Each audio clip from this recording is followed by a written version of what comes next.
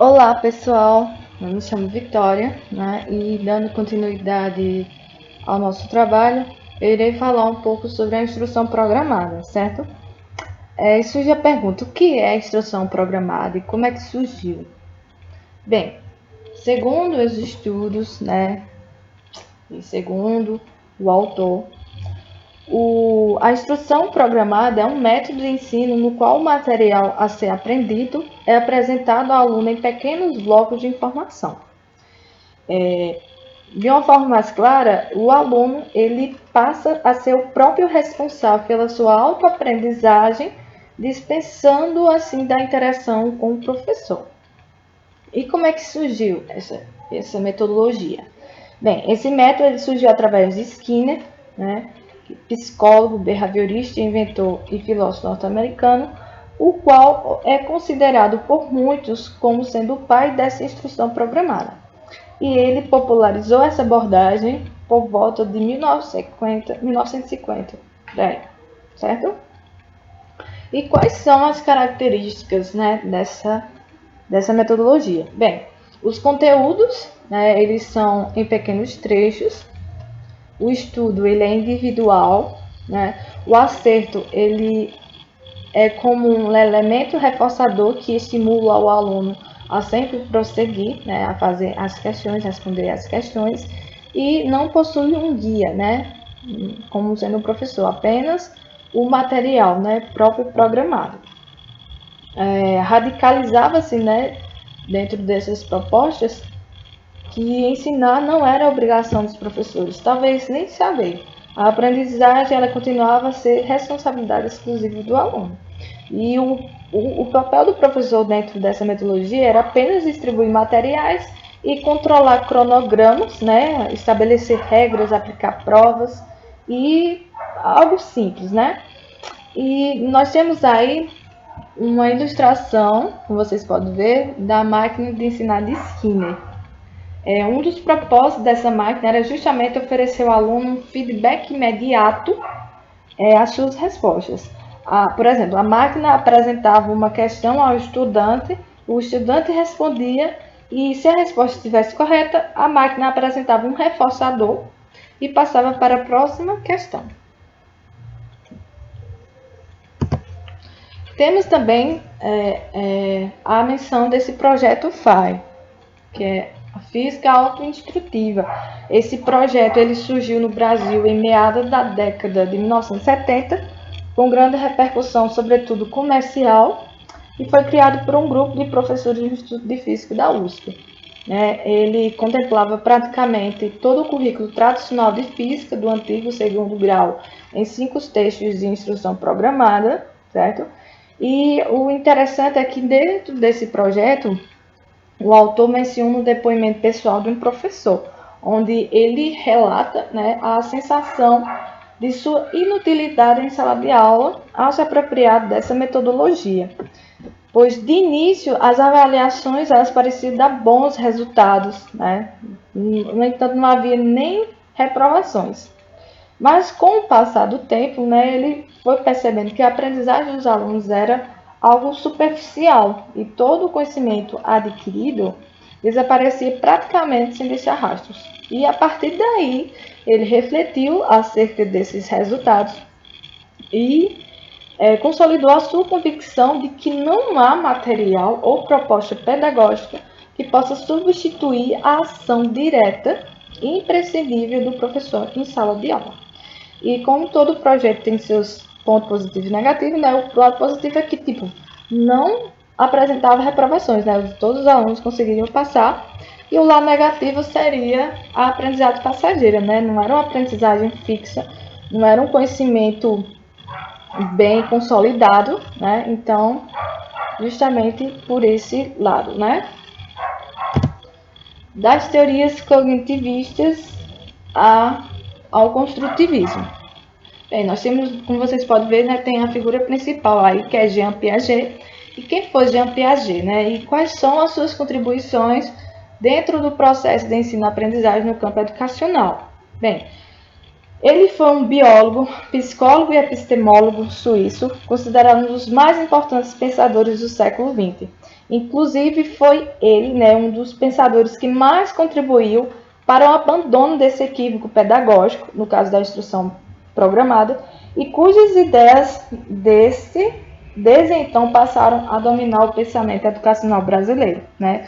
Ele contribuiu de várias formas e uma das contribuições bem reforçadoras foi a teoria da epistemologia genética, o qual buscava explicar como o sujeito passa, né, entender, aprender um conhecimento simples, né, como ele passa de um estado simples de aprendizagem para um estado bem mais complexo de aprendizagem, ok? Em busca de pesquisas, né, que esclarecessem algumas dessas implicações educacionais dos 4 estágios de desenvolvimento cognitivo do cérebro humano, que está dentro da linha de pesquisa piagetiana, né, que tem sempre como foco o entendimento de como aquele sujeito conseguia aprender determinado conteúdo, né, e uma forma de validar uma espécie de cronograma genético cognitivo. Para entender tudo isso, foram realizadas algumas tarefas cognitivas e, como resultado, constatou-se duas consequências, certo? Que o ensino de conceitos formais aos adolescentes deveria ser reduzido ao mínimo, pois eles, em sua esmagadora maioria, não tinham a estrutura mental que possibilitasse a sua aprendizagem. No exemplo, na física, portanto, só lhe poderia ser aprendizado por meio de um enfoque experimental concreto, sem formulações abstratas, privilegiando assim seu aspecto informal ou cultural. Então, como vocês podem perceber, a física para esse grupo de adolescentes, para esse grupo específico de alunos, precisaria ser algo bem mais prático, né? Um enfoque experimental para que eles possam enxergar a importância, possam enxergar aquela ciência por meio de experimentos, né? E a segunda consequência seria se a grande parte da população adulta pesquisada não apresentasse uma estrutura formal de pensamento, o que tornaria difícil aceitar a existência de uma programação genética para a estrutura do cérebro humano. No caso, é o postulado básico da teoria piagetiana, não é verdade? Lembrando que tudo isso, né, foram feitos em diferentes regiões, certo? Foram pesquisas, grupos específicos fizeram pesquisas realizando essas tarefas para ter mais ou menos a linhagem, né, de consequências de cada grupo de pessoas, né? E Piaget, de certa forma, reconheceu as dificuldades, né, do seu modelo de estágio cognitivo, o que acabou por ser abandonado, né? No entanto, porém, todo o trabalho não foi inteiramente em vão, visto que todos esses procedimentos de dados, todos esses estudos, ajudou na configuração de uma nova proposta educacional. No caso, seria o construtivismo, onde o conhecimento seria o resultado da construção pessoal do aluno e o professor seria um importante mediador do processo do ensino-aprendizagem. E uma frase bem importante de Piaget dentro do construtivismo seria que o desenvolvimento mental é uma construção contínua, né, comparável à edificação de um grande prédio, que à medida que vai lhe acrescentando algo, ficará bem mais sólido, né? E, assim, aparentemente, né, a grande armadilha em que caíram todas essas propostas, né, no ensino de física, nesses 50 anos de estrada do ensino de física, tem sido justamente a questão da forte rejeição do autoritarismo do professor, né, e a ideologia da pedagogia tradicional, né? Nunca tinha sido feito algo inovador, transformador, era sempre aquela mesma coisa já padronizada, né? E é isso que dificultava, né, o progresso no ensino da física, né? E é justo, né, ressaltar, com exceção a essa unanimidade, o GREF, que é o Grupo de Elaboração do Ensino de Física, criado em 1984, também por um grupo de professores do Instituto de Física da USP e do Ensino Médio, onde seu alvo explícito era a preparação de professores com ensino de física voltado à realidade do cotidiano, né? Era bem programado, bem detalhado, né?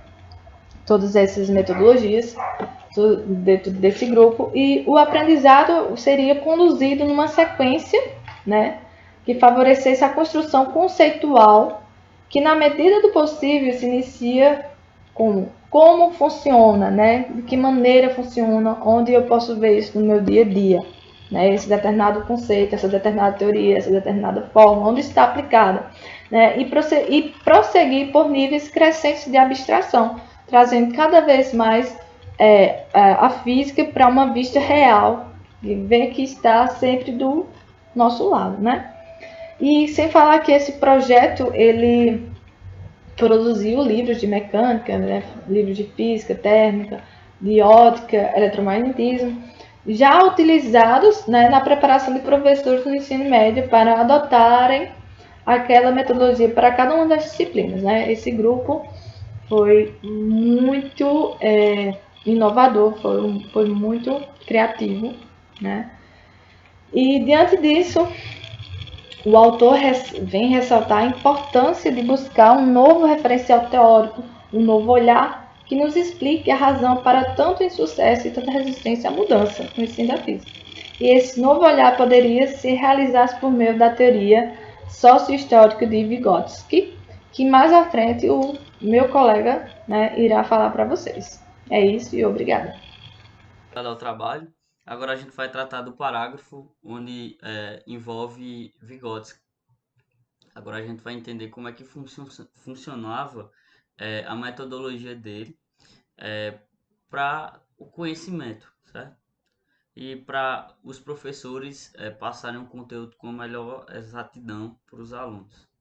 Aí o parágrafo aí vai ter Vygotsky e o papel do parceiro mais capaz.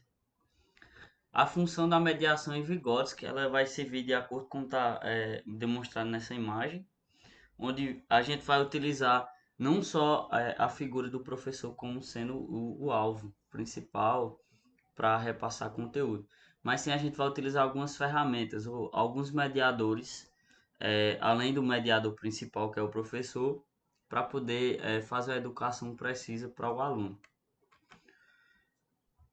Primeiro passo em si, a gente vai tratar de aprendizagem. Segundo Vygotsky, a aprendizagem é um processo de apropriação de conhecimentos, habilidades, signos, valores que vão englobar o intercâmbio ativo de um sujeito com o mundo cultural onde está inserido.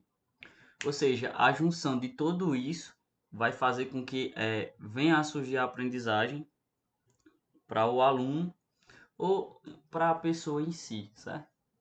Porque a gente não só aprende conteúdos dentro da escola, mas também a gente, segundo Vygotsky, a gente consegue aprender desde a da infância, desde uma brincadeira simples até mesmo um convívio com uma pessoa mais velha. Isso tudo faz parte da questão de aprendizagem e o conjunto em si forma uma aprendizagem de qualidade para o aluno.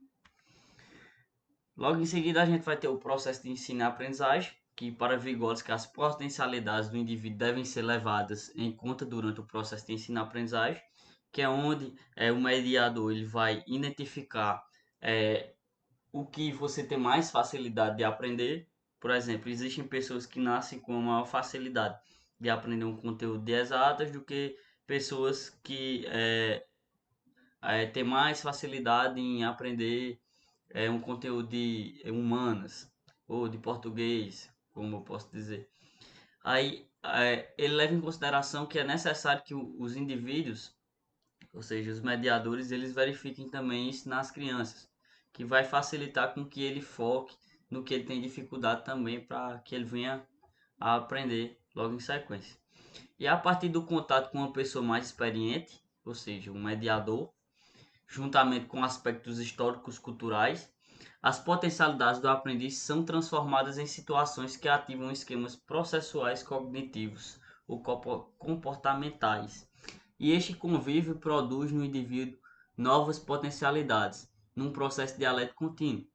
Ou seja, aquilo que ele já tinha uma facilidade em aprender, ele vai aprender de uma forma bem precisa, e o que ele achava que era impossível de aprender, ele vai passar a estudar, a, a se autodesenvolver e, consequentemente, ele vai ter logo em sequência uma potencialidade naquilo que ele tinha dificuldade, certo?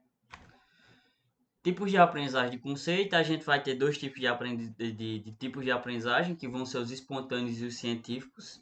Os espontâneos são adquiridos no cotidiano de atividades da criança, e os científicos eles vão adquirir por meio de ensino.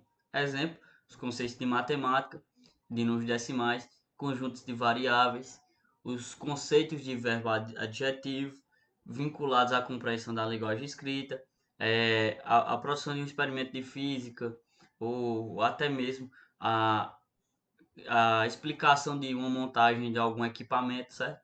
Esses científicos vão necessitar de uma pessoa que seja capacitada para que venha repassar aquilo para o aluno, para que logo em sequência ele consiga fazer sozinho, certo?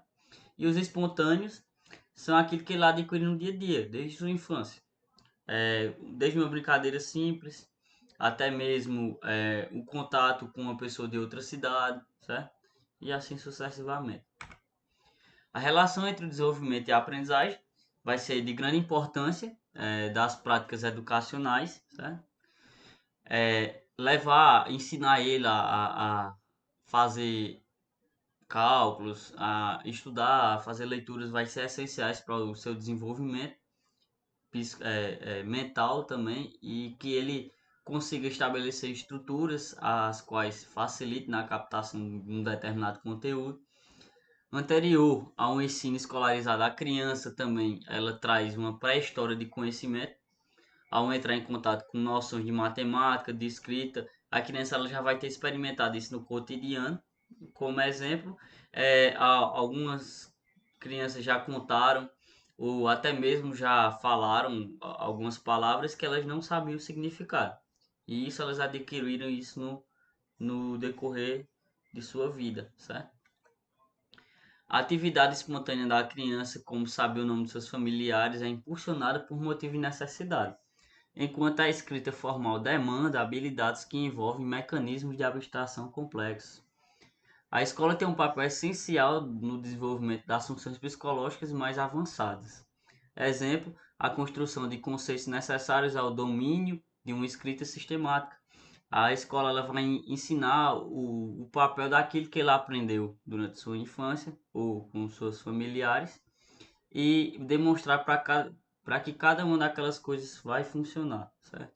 Como é que vai utilizar as palavras, quais são as funções de cada uma, como eu vou utilizar os cálculos, como eu vou utilizar as equações que eu aprendi, certo? E isso aí vai ser um conjunto a qual depois é provado em uma prova, né, em sala de aula, onde a gente vai ver se o que ele aprendeu ele está apto para poder exercer. E para que ocorra as situações de produção de conhecimento, é importante as interações sociais das crianças com os alunos, ou crianças e alunos, né? Aprender está vinculado ao reconhecimento das potencialidades e diferenças dos alunos, à ação do sujeito frente aos desafios lançados pela situação do ensino e a mediação com o outro. A aprendizagem e a prática pedagógica vão privilegiar a participação ativa dos alunos e dos professores por meio de situações que priorizam o intercâmbio, o diálogo, as expressões criativas e o trabalho de grupo, respeitando as atividades exclusivas do aluno e de sua singularidade. Ele até fala muito no texto a respeito disso, porque vai ser necessário que os professores gerem diálogos e também gerem dúvidas aos alunos para que eles consigam aprender ou então buscar o conhecimento sobre aquilo.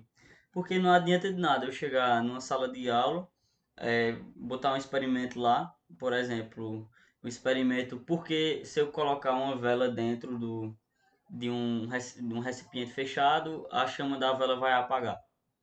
E fazer isso e não explicar nada para os alunos, eles não vão entender. Aí é necessário que o professor esteja lá, um professor apto, que detenha do conhecimento, que saiba fazer a explicação, para que ele consiga explicar que aquele fenômeno simples foi realizado com uma determinada situação. e que o aluno venha a entender o porquê aquilo veio acontecer, certo? É necessário que essa prática aconteça, porque praticando vai desenvolver também mentalmente o hábito dos alunos pensarem. É necessário, principalmente nas disciplinas de exatas, exclusivamente física, as quais a gente está listando aqui, é necessário que o aluno saiba pensar. Se ele não souber pensar, ele não vai conseguir identificar uma situação, um problema para resolver determinada situação ou entender um simples experimento, certo? Aí é necessária essa prática também pedagógica.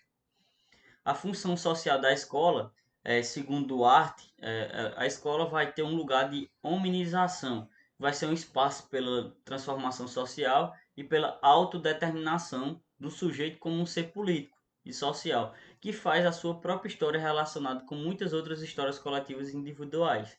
É onde a gente vai associar tudo aquilo que ele aprendeu e reeducá-lo de uma forma ética e ensinar ele o que é certo e o que é errado, certo? E assim o sujeito aluno ele deve ser entendido na sua concrete em uma perspectiva de vir a ser pleno de possibilidades. Ou seja, a partir de tudo que ele aprender dentro da escola e até mesmo fora, ele vai perceber que vão existir diversas possibilidades na sua vida para ele utilizar aquela situação, tá? Aí ele vai entender realmente o que vai ser certo e o que vai ser errado para ele aprender. Apesar de 100% dos alunos às vezes não entender como é que funcionam as coisas.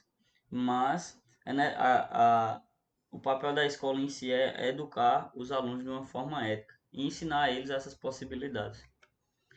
E também tem o papel de avaliar. Esse papel de avaliação ele não pode ser reduzido a um momento isolado, mas a captação das constantes mudanças do percurso da aprendizagem nas variadas situações de ensino. Seja avaliar o aluno com uma prova discutiva, até mesmo com uma prova teórica, também de comportamento, a partir de meios de experimento, certo? E segundo Vygotsky, é essencial que a gente faça esses essas situações de avaliação. Porque só avaliar de uma forma a gente não vai perceber como é que aquela pessoa funciona. Existem várias formas de análise para fazer essa avaliação. Aí vem as 4 etapas que fortalecem esse sistema de zona proximal de desenvolvimento, que é o sistema de Vygotsky, a qual ele estabelece algumas etapas, que eu vou explicar aí para vocês. No início a gente vai ter a etapa 1 aí, que vai ser a etapa onde o aluno ele vai ter uma ajuda proporcionada por pessoas capacitadas, ou seja, por meios capazes que entendem sobre o conteúdo, como os pais, companheiros e professores, onde vão repassar aquilo para eles. Na etapa 2, após ele ter aprendido aquilo, ele vai se ajudar, ou seja, ele vai se questionar e ver se ele está aprendendo sobre aquele conteúdo realmente. Caso ele não esteja aprendendo, aí vai surgir a etapa 3, que é onde ele vai entrar numa internalização, automatização e tentativa e erro, onde ele vai praticar aquilo que ele aprendeu e ver se ele está errando ou acertando. E com os erros ele vai se autocorrigindo e melhorando o que é que está faltando, né? Até chegar na etapa 4, que vai ser a etapa a qual ele vai conseguir desautomatizar, ou seja, de forma recursiva através de estágios prévios, onde ele vai estagiar, poder repassar o que ele aprendeu com seus professores, companheiros ou até mesmo os pais para outros alunos, certo? São essas 4 etapas que fortalecem esse sistema de Vygotsky. E basicamente é o que acontece com os professores, né? Os professores eles são educados, depois se autoavaliam, vão para fazer as questões dos estágios e tentar repassar tudo que foi aprendido durante a faculdade para os alunos. Quanto mais a gente demonstrar meios de educação para esses alunos, mais eles vão, como posso dizer assim, mais eles vão adquirir conhecimento sobre aquilo. Segundo o Vygotsky, ele contraria um pouco a teoria de Piaget, que foi explicada por Vitória. Piaget ele acreditava muito que a pessoa ela só conseguiria aprender algo depois que ele tivesse com a sua mente, ou seja, aquela parte construtiva sobre aquele assunto bem definida. Aí, a partir daí, a gente poderia ensinar algo sobre aquele determinado conteúdo. Já Vygotsky, ele era contra isso. Ele dizia que a pessoa viria a aprender determinado conteúdo a partir de uma construção desde sua infância. Ou seja, utilizando conceitos que ele aprendeu nos 2, 3 anos de idade, no decorrer do tempo, e com o auxílio do professor quando ele chegasse na sala de aula e com a utilização de experimentos e entre outras coisas, ele iria não só construir aquilo, mas em si, ele iria sim realmente aprender o determinado conteúdo. Que essa construção seria uma construção no decorrer do tempo. Pois irão existir pessoas que terão facilidades e pessoas que terão dificuldades em aprender determinado conteúdo. Exemplo, existem alunos que aprendem um conteúdo em 1 minuto, mas vão existir alunos que vão aprender um conteúdo com uma semana, duas, um mês ou até mesmo um ano, certo? Aí vai variar isso de pessoa para pessoa, mas segundo ele, quanto mais praticar, quanto mais a gente imitar o que foi repassado, mais o nosso cérebro ele vai captar e vai aprender sobre aquele conteúdo. Não é à toa que ele falava muito sobre teoria da imitação. A teoria da imitação vai fazer com que a gente faça aquilo de uma forma repetitiva até que aprenda, certo? E esta mudança acontece com o questionamento da função da escola e do papel do professor. Que vai ser o seguinte, vai ser a ênfase de deixar a ser uma memorização de uma informação transmitida pelo professor e vai passar a ser uma construção do conhecimento realizado pelo aluno. O professor vai repassar aquilo, vai repassando de várias formas, até que o aluno ele construa aquilo em sua mente em forma de um aprendizado. E, consequentemente, ele consiga repassar isso em uma prova discursiva ou escrita, ou até mesmo ele passar para outros alunos, certo? Aí a gente vai ter dois meios, que vai ser o foco no ensino e o foco na aprendizagem, onde vai existir esses dois pilares aí. No foco no ensino, o professor ele vai ser uma enciclopédia, ou seja, ele vai ser detido do conhecimento. Ele vai saber o conhecimento sobre determinado conteúdo, que logo em sequência ele vai estar preparando aquele conteúdo de forma organizada em uma informação para transmitir aquilo em forma de ensino.